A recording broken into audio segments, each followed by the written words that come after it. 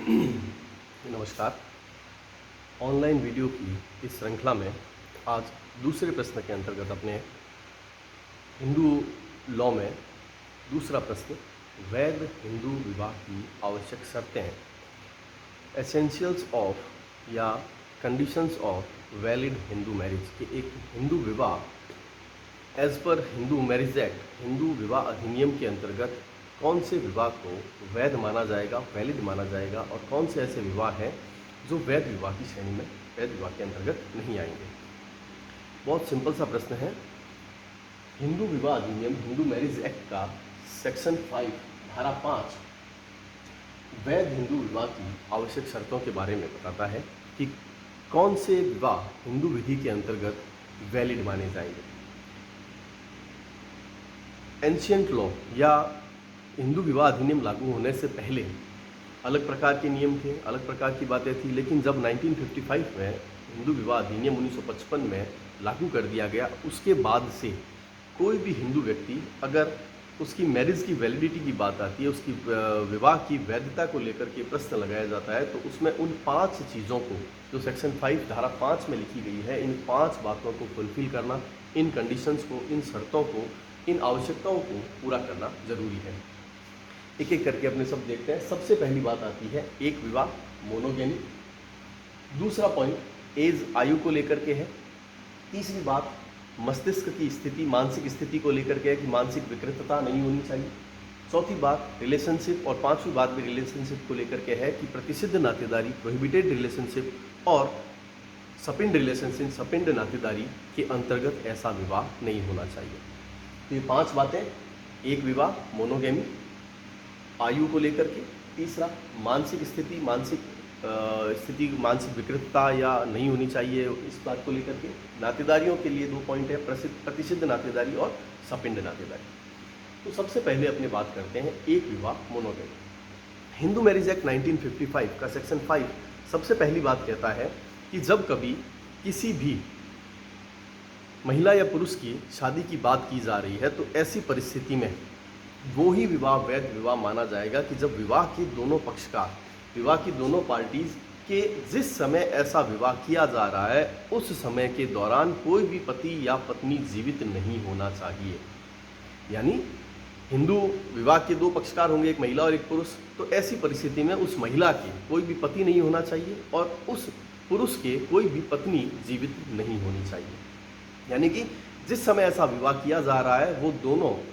एक तरीके से बिना पत्नी और पति के होंगे, तभी ऐसा माना जाएगा कि जो विवाह संपन्न किया जा रहा है वो एक विवाह के अंतर्गत है, ऐसा विवाह ही वैलिड हिंदू मैरिज माना जाएगा। इन परिस्थितियों में अगर किसी व्यक्ति की विवाह विच्छेद हो गया है, डाइवोर्स हो गया है, तो अब वो पति और पत्नी के रूप में नहीं है, तो वो रीमैरिज कर सकते हैं। ये कंडीशन ऐसी परिस्थिति में है कि उनके कोई भी वैध पति या पत्नी जीवित नहीं होना चाहिए। तो ये सबसे पहली शर्त हुई कि ऐसा विवाह एक विवाह होना चाहिए। अगर इस प्रकार की बात नहीं होती है तो ऐसा विवाह शून्य विवाह माना जाएगा और ऐसे विवाह के पक्षकारों के कोई भी अधिकार और दायित्व उत्पन्न ही नहीं होंगे, पैदा ही नहीं होंगे, और ऐसे विवाह के पक्षकार जो कर रहे हैं वो द्विविवाह के दोषी भी माने जाएंगे। यानी मान लीजिए कि किसी एक पुरुष है, उसके एक पहले से पत्नी जीवित है और उसने दूसरी किसी महिला से मैरिज कर ली है, और बाद में जब इस बात के लिए पता चलता है, तो ऐसी कंडीशन में वो व्यक्ति, वो पुरुष द्विविवाह के अपराध का दोषी माना जाएगा। और ऐसा विवाह, जो दूसरा विवाह उसने किया है, वो विवाह शून्य विवाह, वॉइड मैरिज मानी जाएगी और ऐसे विवाह के कोई भी अधिकार और दायित्व पैदा नहीं होंगे। तो सबसे पहली बात, ऐसा विवाह एक विवाह होना चाहिए, यानी विवाह के दोनों पक्षकार जो भी हैं, महिला और पुरुष हैं, उन लोगों के कोई भी, जिस समय ऐसा विवाह संपन्न किया जा रहा है, उनके कोई भी पति या पत्नी जीवित नहीं होना चाहिए।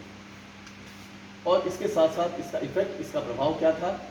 कि अगर इस प्रकार का विवाह किया जाता है तो ऐसी कंडीशन में ऐसा विवाह क्या होगा, शून्य विवाह माना जाएगा, वॉइड मैरिज मानी जाएगी। और शून्य विवाह का मतलब है कि ऐसे विवाह, जो विवाह शून्य है, वो इस प्रकार से माना जाएगा कि ऐसा विवाह संपन्न ही नहीं हुआ है और इस प्रकार के विवाह के पक्षकारों के कोई भी अधिकार और दायित्व पैदा नहीं होंगे। तो पहला पॉइंट था एक विवाह। दूसरी बात आती है एज।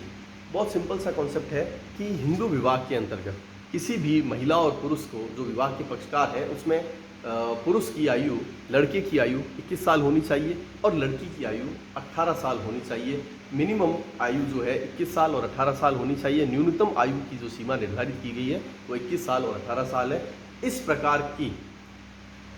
आयु के बिना अगर ऐसा विवाह किया जाता है तो वो विवाह वैध विवाह नहीं माना जाएगा। ऐसे विवाह को हिंदू विवाह अधिनियम जो है वो वैलिडिटी प्रदान नहीं करता।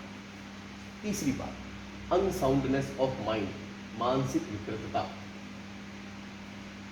मानसिक विकृतता के लिए अपने को एक बात समझनी है कि मानसिक विकृतता क्या है। मानसिक विकृतता ये है कि ऐसा व्यक्ति, सामान्य परिस्थिति, सामान्य परिभाषा की बात करें तो कोई भी व्यक्ति जो किसी कार्य की प्रकृति और परिणाम के बारे में उचित समझ नहीं रखता है। ऐसा कोई भी पर्सन जो कोई कार्य जो किया जा रहा है, जो एक्ट किया जा रहा है, उसका एक्ट की नेचर क्या है, उसके रिजल्ट्स क्या निकलेंगे, उसके परिणाम क्या निकलेंगे, उस कार्य की प्रकृति क्या है, इसके बारे में उसको अगर समझ नहीं है तो सामान्य अवस्था में उसको कहा जाएगा कि वो व्यक्ति मानसिक विकृतता लिए हुए है, अनसाउंडनेस ऑफ माइंड है। तो अगर कोई भी हिंदू मैरिज की जा रही है तो जिस समय ऐसी मैरिज की बात की जा रही है या उस मैरिज से पहले, विवाह के समय से पहले और विवाह के दौरान अगर विवाह के पक्षकारों में से कोई भी पक्षकार मानसिक विकृतता लिए हुए है, अनसाउंडनेस ऑफ माइंड है, तो ऐसा विवाह वैध विवाह नहीं माना जाएगा। एक बार मैं फिर रिपीट कर रहा हूँ कि विवाह से पहले और विवाह के दौरान अगर किसी भी व्यक्ति को मानसिक रूप से विकृत है, वह अब किसी भी कार्य की प्रकृति और परिणाम को समझने की उचित समझ नहीं रखता है, कार्य की प्रकृति और परिणाम के बारे में उचित समझ अगर उसके पास नहीं है, तो ऐसी कंडीशन में माना जाएगा कि वो व्यक्ति क्या है, मानसिक विकृत है। और ऐसी कंडीशन में, ऐसी परिस्थिति में वो व्यक्ति हिंदू विवाह की आवश्यक शर्तों को पूरा करने में कैपेबल नहीं है। तो ऐसी कंडीशन में ऐसा विवाह भी वैलिड हिंदू मैरिज नहीं मानी जाएगी। और इस पॉइंट का इफेक्ट ये रहेगा, प्रभाव ये रहेगा कि इस प्रकार अगर मानसिक विकृतता लिए हुए व्यक्ति के साथ किसी दूसरी पक्षकार की शादी कर दी जाती है, कि मान लीजिए कोई लड़का मानसिक रूप से विकृत है और ऐसी लड़की की मैरिज कर दी जाती है, या लड़की मानसिक रूप से विकृत है और किसी लड़के की उसके साथ मैरिज की जाती है, तो ऐसा विवाह शून्यकरणीय विवाह माना जाएगा, वॉइडेबल मैरिज मानी जाएगी। और इसका एक प्रभाव ये होगा कि जो भी पीड़ित पक्ष है, जो भी एग्रीड पार्टी है, उस व्यक्ति की इच्छा पर, उसकी डिज़ायर पर डिपेंड करता है कि वो चाहे तो मैरिज को कंटिन्यू भी कर सकते हैं और बाद में अगर वो चाहे तो उस विवाह को शून्य विवाह की तरफ भी लेकर के जा सकते हैं। शून्य और शून्यकरणीय विवाह के बारे में फिर आगे बात करेंगे, लेकिन यहाँ पर इस चीज़ को ध्यान रखना है कि अगर मानसिक विकृतता लिए हुए विवाह का कोई भी पक्षकार है तो ऐसा विवाह शून्यकरणीय विवाह, वॉइडेबल मैरिज मानी जाएगी। फोर्थ पॉइंट आता है प्रोहिबिटेड रिलेशनशिप के अंतर्गत अगर विवाह किया गया है। और फिफ्थ पॉइंट आता है सपिंड रिलेशनशिप, सपिंड नातेदारी में अगर कोई विवाह किया जाता है। देखिए पहले बात करते हैं सपिंड नातेदारी। सपिंड नातेदारी का मतलब है कि पिता के पक्ष की तरफ, विवाह के जो पक्षकार हैं, लड़का और लड़की है, उनके पितृ पक्ष की तरफ, पैटर्नल साइड, पिता के साइड में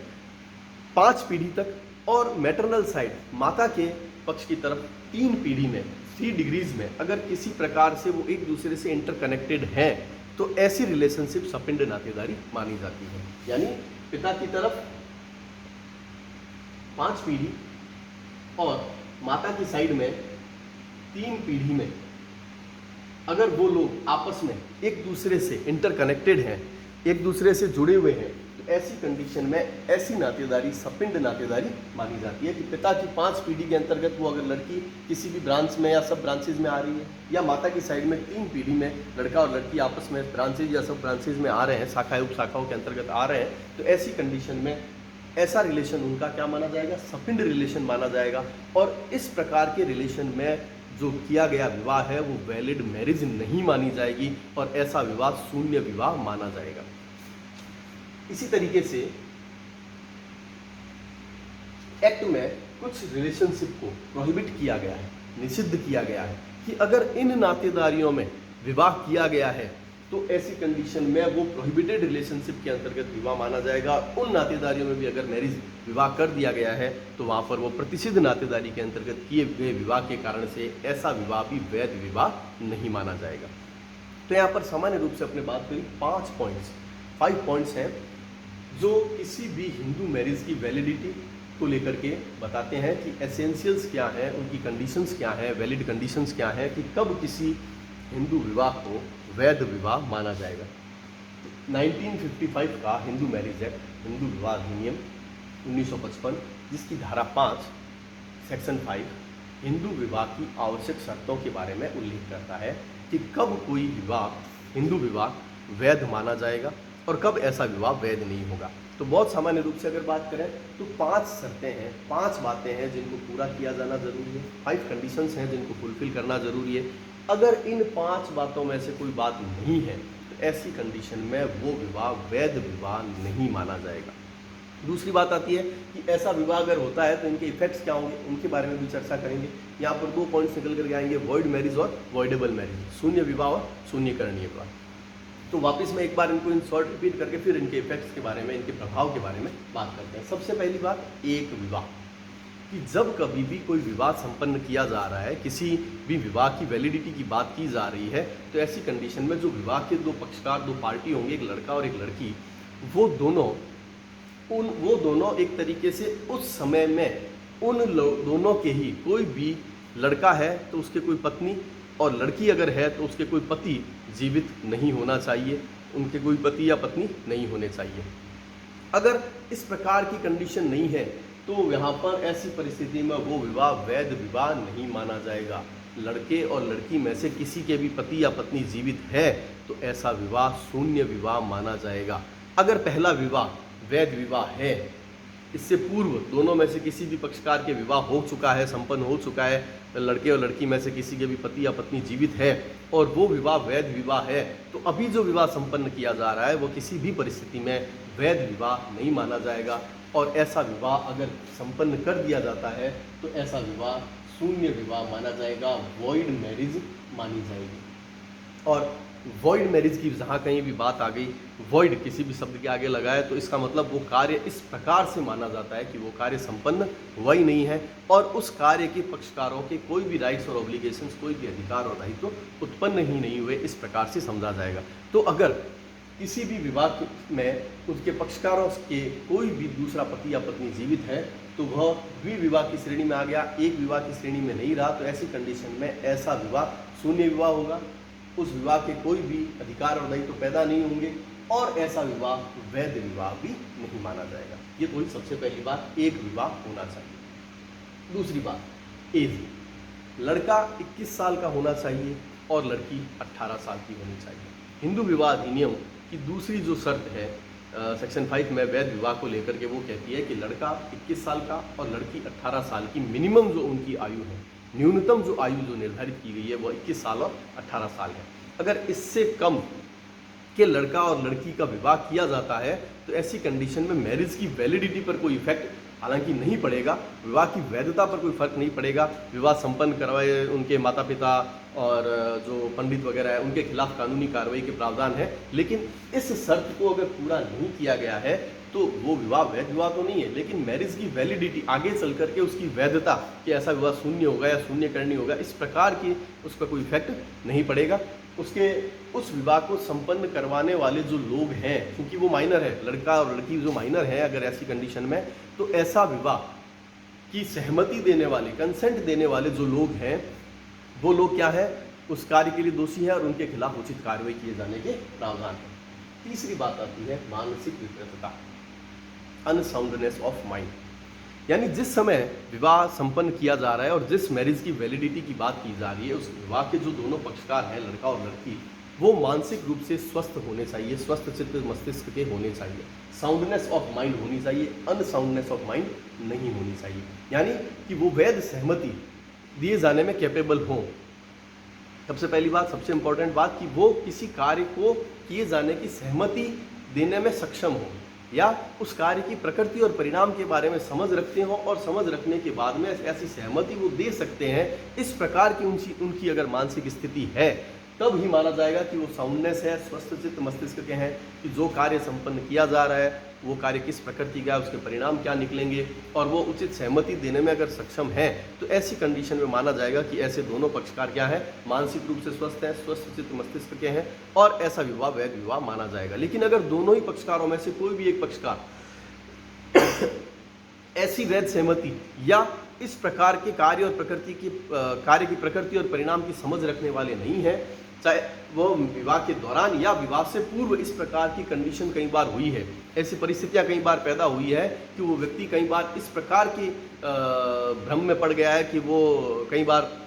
व्यक्ति पूर्ण रूप से पागल नहीं है, लेकिन कई बार वो समय समय पर किसी परिस्थिति विशेष में उस व्यक्ति की मानसिक स्थिति इस प्रकार की हो जाती है कि वो कार्य की प्रकृति और परिणाम के बारे में समझ नहीं रखता। वो इस प्रकार की मानसिक दुविधा में, इस प्रकार की मानसिक विकृतता में चला जाता है कि उस समय में वह पूर्ण रूप से मानसिक रूप से स्वस्थ नहीं रह जाता और उसके कोई भी परिणाम निकल सकते हैं। तो ऐसी कंडीशन में भी माना जाएगा कि वह व्यक्ति मानसिक रूप से स्वस्थ नहीं है। और इस प्रकार का किसी पक्षकार का किसी दूसरे स्वस्थ मस्तिष्क के व्यक्ति के साथ अगर विवाह कर दिया जाता है तो ऐसा विवाह वैध विवाह नहीं माना जाएगा, वैलिड मैरिज नहीं मानी जाएगी। और इसका प्रभाव ये रहेगा, इफेक्ट ये रहेगा कि ऐसा विवाह शून्यकरणीय विवाह होगा, वॉइडेबल मैरिज मानी जाएगी। शब्द आया वॉइडेबल मैरिज, शून्यकरणीय विवाह। शून्यकरणीय विवाह का मतलब है कि यहाँ पर मान लीजिए कि लड़का और लड़की में से एक पक्षकार कोई भी अस्वस्थ है, मानसिक रूप से विकृत है। मान लीजिए लड़का अगर मानसिक रूप से विकृत है तो ऐसी कंडीशन में उस लड़की को ये अधिकार रहेगा, उस लड़की पर यह डिपेंड करता है कि वो अगर चाहे तो ऐसे लड़के के साथ जीवन यापन करना चाहती है, मैरिज को आगे कंटिन्यू रखना चाहती है, तो ऐसा विवाह वैध विवाह की श्रेणी में चला जाएगा। और अगर वो लड़की चाहती है कि नहीं, मुझे ये मैरिज अब कंटिन्यू नहीं रखनी, तो ऐसा विवाह शून्य विवाह की तरफ ले जाया जा सकता है कि उनको भ्रम में रखकर, तथ्यों को छुपा करके इस प्रकार की सहमति ले ली गई थी। उन लोगों, लड़के के घर वालों को पता था कि वो मानसिक रूप से स्वस्थ नहीं है, इसके बावजूद भी विवाह कर दिया गया, तो ऐसा विवाह चूँकि शून्यकरणीय है। तो पीड़ित पक्ष, एग्रीड पार्टी जो है, उसकी इच्छा पर, उसकी डिज़ायर पर डिपेंड करता है कि वो चाहे तो इस मैरिज को कंटिन्यू भी रख सकते हैं और वो चाहे तो उस मैरिज को, उस विवाह को शून्य विवाह की तरफ भी लेकर के जा सकते हैं। तो तीसरा पॉइंट था, दोनों ही पक्षकार मानसिक रूप से स्वस्थ होने चाहिए और अगर मानसिक विकृतता है तो ऐसा विवाह वैध विवाह नहीं माना जाएगा। फिर नेक्स्ट दो पॉइंट है जो है सपिंड नातेदारी और प्रतिसिद्ध नातेदारी, प्रोहिबिटेड रिलेशनशिप और सपिंड रिलेशनशिप। प्रोहिबिटेड रिलेशनशिप की एक लिस्ट है जो एक्ट में बताई गई है, जिसमें जो रिलेशनशिप आई है, जिसमें जो नातेदारियां बताई गई है, अगर विवाह के जो पक्षकार हैं, लड़का और लड़की हैं, वो दोनों उन रिलेशनशिप के अंतर्गत आ रहे हैं, उन नातेदारियों के अंतर्गत आ रहे हैं, तो ऐसी कंडीशन में वो विवाह ऐसा माना जाएगा कि प्रतिसिद्ध नातेदारी के अंतर्गत किया गया विवाह है। ऐसा विवाह भी वैलिड हिंदू मैरिज नहीं मानी जाएगी, ऐसा विवाह वैध हिंदू विवाह नहीं माना जा सकता। और इसका प्रभाव ये पड़ेगा, ऐसा विवाह भी शून्य विवाह की श्रेणी में रहेगा। और लास्ट पॉइंट आता है सपिंड नातेदारी, यानी पिता के साइड में 5 पीढ़ी की तरफ और माता की साइड में 3 पीढ़ी में अगर विवाह के जो पक्षकार लड़का और लड़की दोनों अगर आ रहे हैं, उनके ब्रांचेज, सब ब्रांचेज में किसी भी शाखा उपशाखा में अगर वो लड़का और लड़की आपस में इंटरकनेक्टेड हैं, एक दूसरे से जुड़े हुए हैं उन शाखाओं में, तो ऐसी कंडीशन में वो सपिंड नातेदारी के अंतर्गत माने जाएंगे। और ऐसा विवाह भी अगर कर दिया जाता है तो ऐसा विवाह भी, इसका प्रभाव ये पड़ेगा, ये विवाह शून्य विवाह माना जाएगा। तो 5 पॉइंट्स अभी तक अपने इसमें देखे हैं कि ये 5 पॉइंट, अगर ये 5 बातें फुलफिल कर ली जाती है तो ऐसा माना जाता है कि ये विवाह वैध विवाह है। अगर इन 5 में से एक या अधिक शर्त को, कंडीशन को, उसकी जो एसेंशियल्स बताए गए इनको फुलफिल, उनको पूरा नहीं कर पाते हैं तो ऐसा विवाह वैध विवाह नहीं माना जाएगा। इन 5 पॉइंट्स में फर्स्ट पॉइंट जो एक विवाह और लास्ट 2 पॉइंट प्रतिसिद्ध नातेदारी और सपिंड नातेदारी के अंतर्गत अगर इन 3 पॉइंट्स में अगर आया है तो ऐसा विवाह शून्य विवाह, वॉइड मैरिज मानी जाएगी।